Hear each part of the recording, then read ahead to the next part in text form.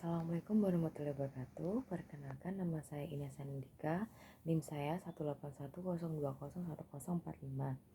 Di sini saya akan menjelaskan sedikit tentang varikokel karena saya berNIM belakang ganjil, jadi saya mendapatkan varikokel.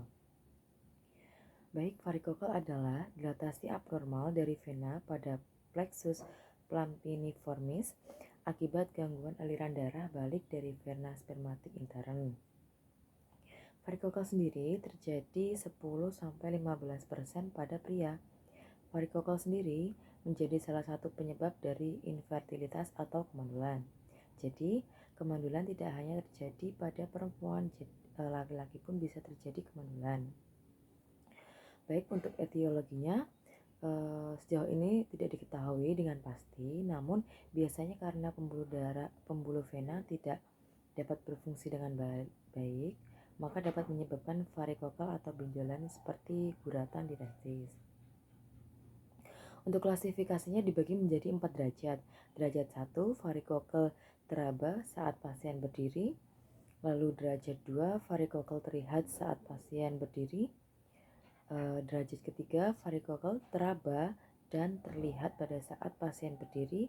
Dan yang terakhir, derajat 4, varikokel teraba dan terlihat saat pasien berdiri ataupun duduk. Untuk pemeriksaan penunjangnya yaitu dapat menggunakan USG, CT scan, maupun MRI. Untuk pemeriksaan fisiknya bisa menggunakan infeksi atau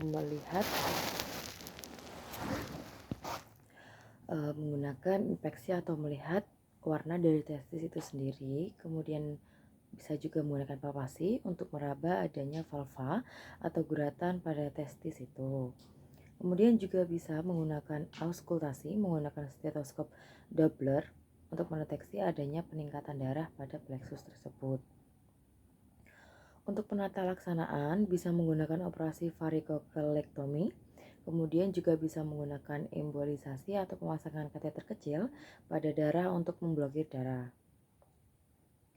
Untuk komplikasi yang dapat ditimbulkan dari varikokel sendiri adalah bisa mengecilnya testis karena adanya tekanan darah dari vena spermatik intern itu tadi, serta dapat mengalami kemandulan atau infertilisasi karena adanya gangguan pada pembuluh darah venanya.